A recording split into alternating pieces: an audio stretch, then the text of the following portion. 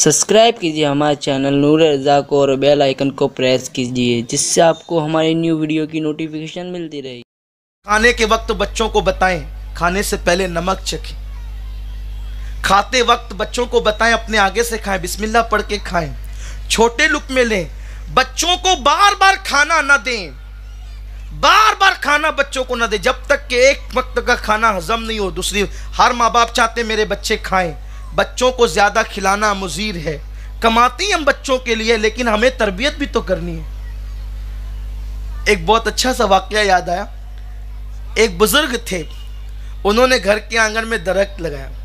वो दरख्त यूं झुका, जब यूं झुका तो दिल में ख्याल आया, चलो कभी किसी दिन लकड़ी लगा के सीधा कर लेंगे, चलो कभी किसी दिन। वो कहाँ, वो तो बढ़ता ही जाता था और वो सूखता जाता था, मजबूत होता जाता था। अब वो जब घर से निकले तो एक दिन सर में चोट आई। उन्होंने अब उसे सीधा करना चाहा तो हाथ दर्द करने लगे, लेकिन दरख्त सीधा न हुआ। हमारे बच्चों का हाल भी यही है। ये जब बच्चे होते हैं, हम जिधर मोड़ेंगे ये मुड़ेंगे, हम जो फिक्र पैदा करेंगे पैदा होगी, जिधर ढालेंगे ढलेंगे। जिस दिन ये तनावर दरख्त बन गए तुम इन्हें कहीं नहीं ढाल सकते, कहीं नहीं झुका सकते। हम जवान होने के बाद कहते मौलाना मेरे बेटे को सुधारो तो सही। आपने बिगाड़ा, मौलाना सुधारेगा? कौन सुधार सकता है? अब उससे अगर कोई सुधारेगा तो किसी वली की नजर सुधारेगी। हाँ, बचपने में जब तरबियत के दिन थे, क्यों तरबियत हमने नहीं की? देखें सैयदा फातिमा को इमाम हसन इमाम हुसैन में झगड़ा हुआ। मौला हुसैन दौड़ते हुए आए, अम्मी मुझे भाई हसन ने मारा। बेटा ये नहीं सुनना चाहती किसने मारा, क्यों मारा, मैं तो बस इतना जानती हूँ जो अपने अब्बा से सुना है, जब दो मोमिन लड़ते हैं तो अल्लाह नाराज होता है। अम्मी अल्लाह नाराज होता है? फिर वो क्या करता है? जिससे नाराज होता है उसको जहन्नम में फेंकता है।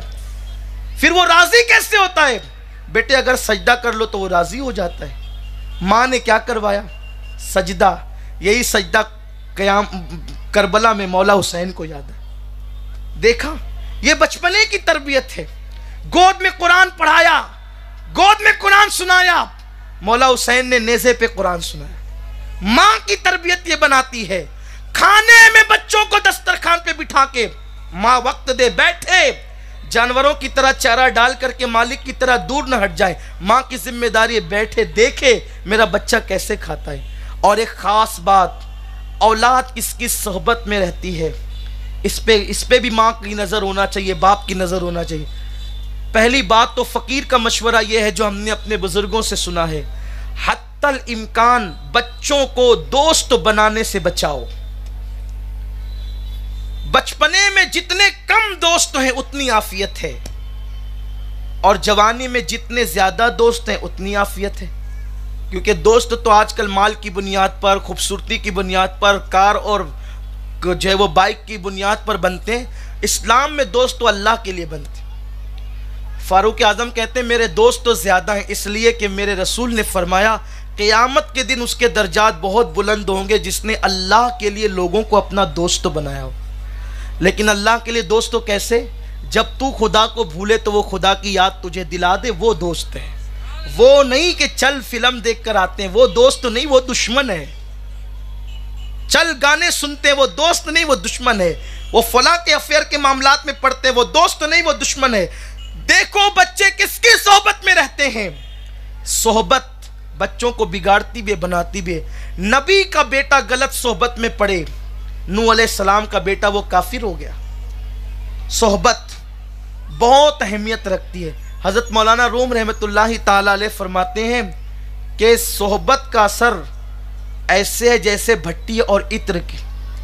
अगर तुम अत्तार की दुकान पे जाओ, वो अतर ना भी दो तो भी तुम्हें खुशबू मिल जाएगी, और अगर तुम भट्टी पर बैठो लोहे की, वो तुम्हें चटका ना भी लगाए तो भी भट्टी से धुआं तुम्हारे चेहरे को परागंदा कर देगा। शेख सादी शिराजी कहते हैं एक मरतबा में मिट्टी मलकर नहा रहा था, मैंने क्या देखा कि उससे गुलाब की खुशबू आती। मैंने मिट्टी से पूछा, ओ मिट्टी तू तो मिट्टी है, तेरे अंदर गुलाब की खुशबू कैसी? मिट्टी ने जवाब दिया, चंद दिन गुलाब की सोहबत में रही, मेरे अंदर भी गुलाब की सी खुशबू आ गई। ये है, अच्छों की सोहबत में रखो। अब बताऊं, اچھا ماحول تمہیں کہاں ملے گا میری بہنوں؟ کوئی فکر کرنے کی ضرورت نہیں. ان سنی دعوت اسلامی والوں کو دعا دو کہ تمہارے بچوں کو اگر اچھا ماحول چاہیے تو سنی دعوت اسلامی کا ماحول موجود ہے، نیکیوں کا ماحول موجود ہے، قافلوں کا ماحول موجود ہے، اجتماعات کا ماحول موجود ہے. اپنے بچوں کو نماز کے لیے مسجد تک بھیجو، نماز کے لیے مسجد تک بھیجو، انہیں نماز کا عادی بناؤ. اگر وہ نہیں پڑھتے، اسلام کا حکم ہے کہ انہیں مار کر پڑھاؤ. اچھا آپ یہ سوچتے ہوں گے چونکہ میں بحیثیت مولوی تقریر کر رہا ہوں تو میں کھیل پر کچھ نہیں کہوں گا. اپنے بچوں کو کھیلنے کا موقع بھی دو، انہیں کھیل سے روکو نہیں. کچھ وقت ہونا چاہیے جو بچوں کے لیے کھیل کے لیے مخصوص ہونا چاہیے. مکمل کھیلے تو بھی تکلیف ہے اور نہ کھیلے تو بھی تکلیف ہے. جو بچے بچپنے میں کھیلتے ہیں وہ بڑے ہو کر ذہین اور دانشمند ہوتے ہیں. اور اسلام کیا ہے؟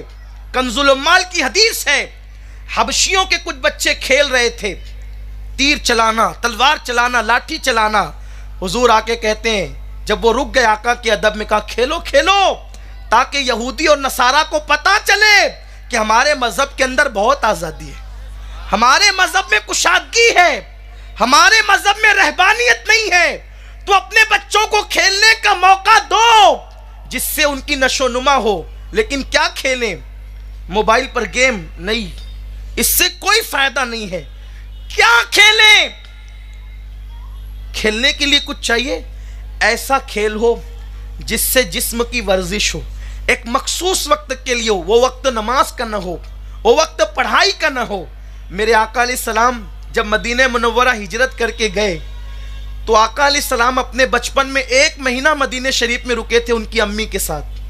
تو سرکار نہروں کو بتاتے تھے، دیکھو یہ نہر ہے، یہاں میں تیراکی کیا کرتا تھا بچپن میں. کس عمر میں؟ 6 سال کی عمر میں. اپنے بچوں کو تیرنا سکھاؤ، اپنے بچوں کو دوڑنا سکھاؤ، اپنے بچوں کو جو اچھے کھیل اس زمانے میں رائج ہو، جس کی اسلام نے مخالفت نہ کی ہو، اس کی طرف آمادہ کرو. اس سے ذہن کی نشو و نما ہوتی ہے اور بچوں کے اندر ایک ذہانت پیدا ہوتی ہے. دوڑنے والے بچے پھرتیلے ہوتے ہیں، بیٹھنے والے بچے سست ہوتے ہیں. ہمیں اپنے بچوں کو کھیلنے کا بھی موقع. کچھ گھر ایسے ہیں اتنے شریف خاندان ہے وہ کسی کو کھیلنے ہی نہیں دیتے. میں کہتا ہوں شرافت رسول اللہ کے گھر سے بھی کسی کے گھر میں ہو سکتی ہے. ہر آدمی کو شرافت ملتی ہے تو وہ شریف بنتا ہے.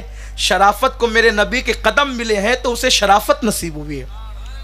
تو حضور علیہ الصلوۃ والتسلیم عام بچوں کی طرح حضور نہیں کھیلے، اس لیے کہ میرے آقا نبی تھے، سید الانبیاء تھے. حضور نے تیراکی کی لیکن حسنین کریمین کو کھلایا ضرور. اور حضور علیہ السلام تو بچوں کو لے کر باغ میں پہنچتے تھے. توجہ ہے آپ کی، یہ ماں باپ کے لیے ہے. باغ میں پہنچتے تھے، بچوں سے دوڑ لگواتے تھے اور اس پر حضور انعام مقرر کرتے تھے. بچے جب دوڑتے ہوئے آتے، کوئی حضور کے سینے پہ گرتا، کوئی حضور کے پیٹ پہ گرتا، کوئی حضور کے پاس گرتا. یہ حضور علیہ السلام کا انداز تھا بچوں کے ساتھ. یہ انداز ہم بھی کریں. ایک مرتبہ میرے آقا کو اس طرح پیار کرتے بچوں سے کسی نے دیکھا، کہنے لگا یا رسول اللہ میرے تو بہت بچے ہیں، میں تو ایسی کوئی محبت نہیں کرتا. حضور فرماتے ہیں جو رحم نہیں کرتا اس پہ بھی رحم نہیں کیا جاتا. جاتے جاتے کچھ باتیں، بچوں کو ہمیشہ ڈانٹے نہیں. کچھ لوگ سوچتے ہیں ہم ماں باپ ہیں تو ڈانٹتے ہی رہیں گے. نہیں، بچوں کی عزت نفس ہے. انہیں بار بار ڈانٹو گے تو وہ ڈانٹ کے عادی ہو جائیں گے.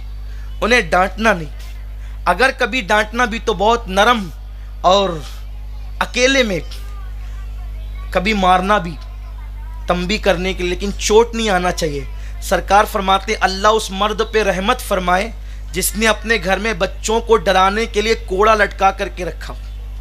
پہلے صحابہ کے گھروں میں کوڑے لٹکے ہوتے تھے اور جس کے گھر میں کوڑا ہوتا تھا لوگ سمجھ جاتے تھے یہاں بچے ہیں. اس لیے کہ حضور علیہ السلام نے فرمایا اللہ اس پر رحمت فرمائے جس نے اپنے بچوں کو ڈرانے کے لیے کوڑا رکھا ہو. یعنی وہ کوڑا ڈرانے کے لیے ہے، مارنے کے لیے نہیں. آقا فرماتے ہیں اپنی اولاد کا اکرام کرو، ان کا بھی احترام کرو. انہیں جب بولو تو اچھے سے بولو، انہیں اچھی انداز کی گفتگو کرو. وہ تم سے جیسے سنیں گے اسی طرح سے وہ بھی بولنا سیکھیں گے. یہ ہے اولاد کی تربیت کے حوالے سے. اور سب سے آخری بات یہ ہے کہ انہیں سب سکھاؤ، سب سے اہم چیز ہے انہیں ادب سکھاؤ۔ اگر آپ نے زیور ادب اپنی اولاد کو دیا، آپ نے سب کچھ دے دیا، اس لیے کہ با ادب با نصیب، بے ادب بے نصیب۔